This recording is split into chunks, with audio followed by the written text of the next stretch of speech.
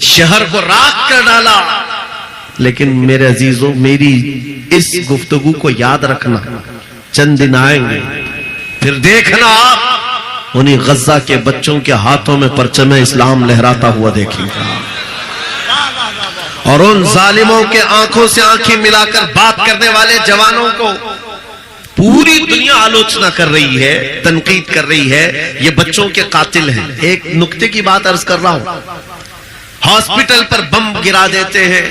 آپ کو پتا ہے فلسطین میں ابھی تقریباً 8000 بچے مارے گئے، جن کی عمر 6 مہینے، سال بھر، 2 سال، 4 سال، 5 سال.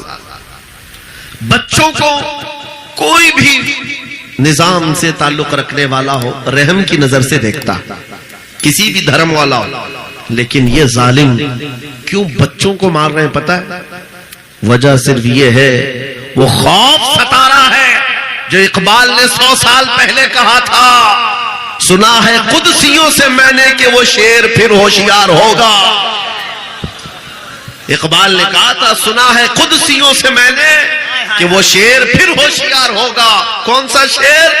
نکل کر کے صحرا سے جس نے الٹ دیا تھا تخت روما. کیا بات ہے، واہ واہ واہ. وہ شیر پھر ہوشیار ہوگا.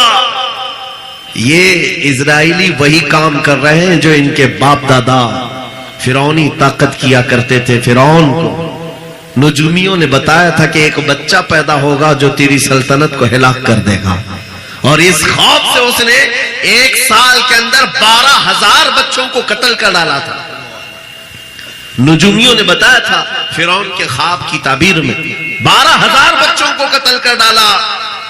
لیکن جو بچہ اس کی سلطنت کو ہلاک کرنے والا تھا وہ موسیٰ علیہ السلام تھا. پیدا بھی ہوئے ہیں اور فرعون کے گھر میں ہی اللہ نے ان کو پالا.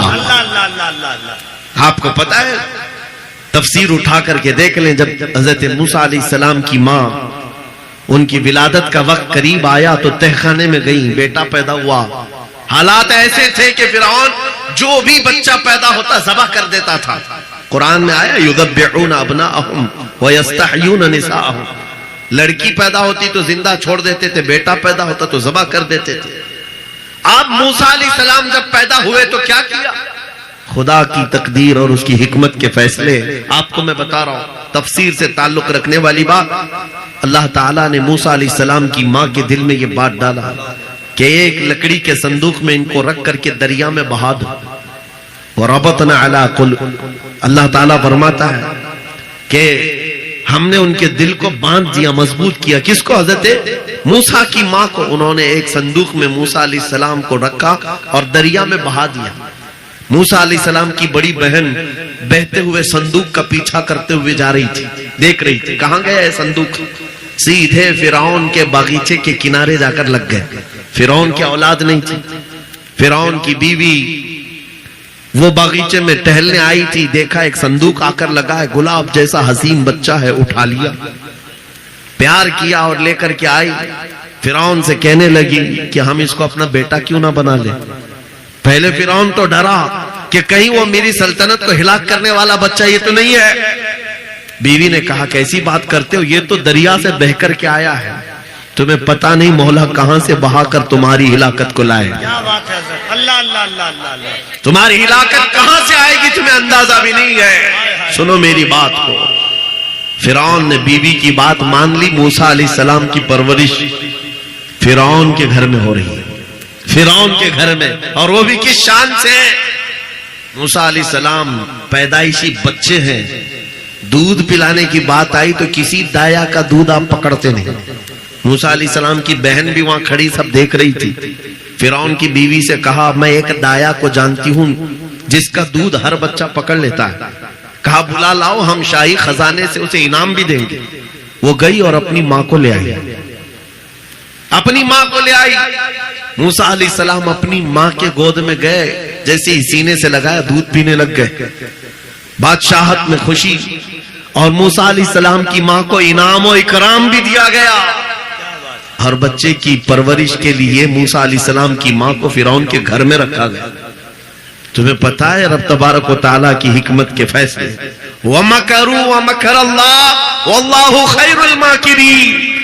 میرا رب فرماتا ہے کافر منصوبہ بناتے ہیں اور اللہ خفیہ تدبیر کرتا ہے، اور رب کی خفیہ تدبیر غالب آتی ہے۔ اللہ اللہ موسیٰ علیہ السلام جوان ہوئے فرعون کے گھر میں، فرعون کے گھر میں جوان ہوئے، اس کے بعد پھر آپ نے جب اپنی نبوت کے بعد دعوت حق پیش کی تو فرعون جانی دشمن ہوا۔ اس کے بعد جو حالات ہوئے آپ کو پتا ہے، فرعون موسیٰ علیہ السلام کو مارنے کے لیے پوری فوج لے کر پیچھے نکلا۔ موسیٰ علیہ السلام سمندر میں چل کر کے آگے گئے، راستے آپ کے لیے کھل گئے، فرعون بھی اسی راستے پر آیا۔ اللہ فرماتا ہے کہ ہم نے سمندروں کو ملا دیا، غرق کر دیا فرعون کو۔ ایک چھوٹی سی تاریخ میں آپ کو بتا رہا ہوں، 12,000 بچوں کا قتل کیا اس ڈر سے کہ مجھے ہلاک کرنے والا بچہ نہ پیدا ہو، لیکن جو بچہ تیری سلطنت کو ہلاک کرنے والا تھا وہ تیری ناک کے نیچے پرورش پا رہا تھا۔ آج ان ظالموں نے غزہ کے ہزاروں بچوں کو صرف اس لیے مارا ہے کہ یہ بڑے ہو کر کے مجاہد نہ بن جائے، یہ بڑے ہو کر کے ہمیں آنکھ دکھانے والے نہ بن جائے۔ اور باضابطہ سٹیٹمنٹ میں یہ کہتے بھی ہیں ان بچوں کو قتل کرنے سے ہمیں کوئی خوف نہیں، کوئی آپتی نہیں ہے، کوئی تکلیف نہیں ہے، اس لیے کہ بڑے ہو کر کے یہ ہمیں آنکھ دکھانے والے بنیں گے۔ یہ ڈر تمہارا بتا رہا ہے کئی ہزار بچوں کو بھی تم قتل کر لو، لیکن تم اللہ کی اس حکمت سے غافل ہو۔ ظالموں، وہ ان قریب پیدا ہوگا جس کو دنیا صلاح الدین کہتی ہے، وہ ان قریب ہوگا۔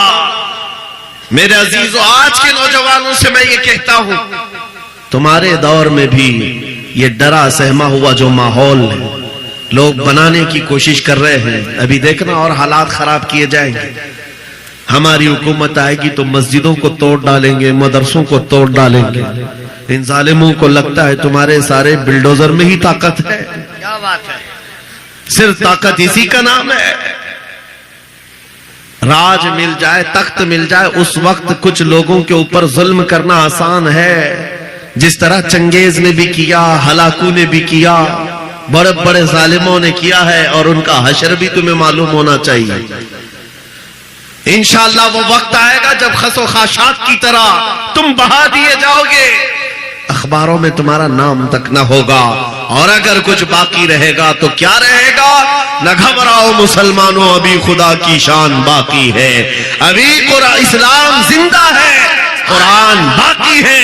یہ ظالم کافر کیا سمجھتے ہیں جو روز ہم سے الجھتے ہیں؟ ارے ابھی کربلا کا آخری میدان باقی ہے۔ نعرہ تکبیر، نعرہ رسالت، محافظ ناموس رسالت، مسلک اعلی حضرت۔ نوجوانوں، اس یقین کے ساتھ اور ایمان کے ساتھ اپنی زندگی کو آگے بڑھاؤ۔ خدا را میں تم سے کہتا ہوں، اگلے دنوں کے بعد جب تمہارے امتحان کا وقت آئے گا، ہر استاد اپنے بچے کو امتحان کی تیاری کرا رہا ہوتا ہے، بیٹا سوالات ایسے آئیں گے، ٹائم اتنا ہوگا، اسکواڈ بھی ہوں گے، چیک کرنے والے ایگزام ہال میں بار بار آئیں گے، تمہیں دیکھیں گے۔ اس وقت تم خوف سے اپنے ہاتھ میں کپ کپی نہیں پیدا کرنا، دل کو جمانا اور اپنا امتحان مکمل کرنا۔ یہ ہر استاد اپنے بچوں کو ترقین کرتا رہتا ہے۔ عزیزان گرامی وقار، اس منبر نور سے میں آپ کو اس بات کی تلقین کر کے جاتا ہوں، امتحان کی گھڑی ان قریب آنے والی ہے، آپ کے ساتھ بھی، اور جو امتحان تمہارا ہوگا وہ استقامت کا امتحان ہوگا، تمہارے ایمان پر جمے رہنے کا، تمہارے ڈٹے رہنے کا امتحان ہوگا۔ دیکھنا بہت سارے پارٹی بدل لیں گے، بہت سارے مصلحتوں کی پردوں میں چھپ جائیں گے، بہت سارے لوگ کسی کی دھوتی میں پناہ لے رہے ہوں گے، کوئی کسی کی ساڑی میں پناہ لے رہا ہوگا، لیکن جو عاشق مصطفیٰ ہے وہ بڑھ چڑھ کر کے یہ اعلان کر رہا ہوگا، اپنا سب کچھ گنبد خضرا کل بھی تھا، میرے نبی سے میرا رشتہ کل بھی تھا۔ بس اس بات کے ساتھ تمہیں جمے رہنا ہے، یقین کے ساتھ، اعتماد کے ساتھ۔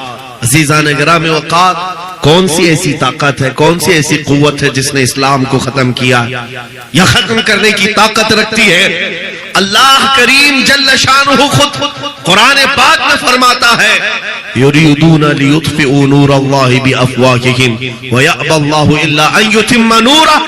अल्लाह फरमाता है ये जालिम अपने मुंह के फूंकों से इस्लाम के चिराग को बुझाना चाहते हैं और अल्लाह तबारक व तआला इस चिराग को मुकम्मल करके रहेगा। दीन इस्लाम, अभी आप सुन रहे थे इस्लाम था, इस्लाम है, इसके साथ कुछ नहीं होना है, आपका इम्तिहान होना है। हमारे मरने के बाद अल्लाह ताला इस दीन की हिफाजत के लिए औरों को पैदा करेगा। वो कादिर मुतलक चाहे तो सख्त जानी दुश्मनों से भी ईमान वाले पैदा कर सकता है। हाँ, ये बात याद रखिए आप। ततारी जिन्होंने बगदाद को हिलाक करके रखा था, रब तबारक व तआला ने उन्हीं के सीनों में ईमान की दौलत दी और वो मुहाफिज इस्लाम बन गए। हमारे दौर में भी जितने आतंक मचा रहे हैं, कल इनके बच्चे ये नारा लगाएंगे इस्लाम था, इस्लाम है, इस्लाम रहेगा। हाँ, जितने आतंकवादी हैं सब नारा लगाएंगे इंशाअल्लाह। आप इंतजार करें इस बात का, लेकिन तुम अपने इम्तिहान में जमे रहो, डटे रहो। अगर तुमने नबी पाक सल्लल्लाहु अलैहि वसल्लम के इस दीन के साथ, इस शरीयत के साथ नाइंसाफी की तो कल मेरे आका को क्या जवाब दोगे? कल मैदान क़यामत में तुम्हें खड़े होना है, हुजूर पाक सल्लल्लाहु तआला अलैहि वसल्लम की बारगाह में जवाब देना है। अगर मेरे आका ने पूछ लिया कि जिस वक्त मेरी शरीयत पर हमले हो रहे थे, जिस वक्त मेरे दीन को कुत्ते नोचने की कोशिश कर रहे थे, ऐ नौजवान बता तू मेरी सुन्नतों के साथ कितना अमल कर रहा था, तुम क्या जवाब दोगे? आका मैं आपकी दाढ़ियां निकाल करके गटर नालियों में फेंकता था, मैं यहूदियों और ईसाइयों के तरीकों पर चलता था, क्या तुम नबी पाक को यह जवाब दोगे? आका रात भर में गाने सुन करके सोता था, सुबह फजर की नमाज कज़ा करता था, ये जवाब दोगे? क्या जवाब दोगे? आपके पास अगर जवाब नहीं देने की ताकत है तो आज ही बदल डालो, जिंदगी बदल डालो, आज इनकलाब ले आओ। देखना, मैं अक्सर ये बातें कहता हूं ना, मैं चाकू छुरी की बात करता हूं, ये तो शायर लोग तलवार उठाने की भी बात करते हैं। हाँ, ये कहते भी हैं समझौता नहीं होगा तलवार उठ जाएगी, मैं तो तलवार की भी बात नहीं करता। अरे प्लास्टिक का ब्लेड भी रख लो तो कल को हमको आतंकवादी घोषित कर दे। बम, बारूद, बंदूक, किसी चीज की बात नहीं करता, सिर्फ इतनी बात करता हूं, नबी पाक के इश्क में मलबूस होकर तुम सिर्फ रास्तों में चलते फिरते रहोगे, तुम्हारी चलत फिरत से कई कीड़े यूं ही मर जाए।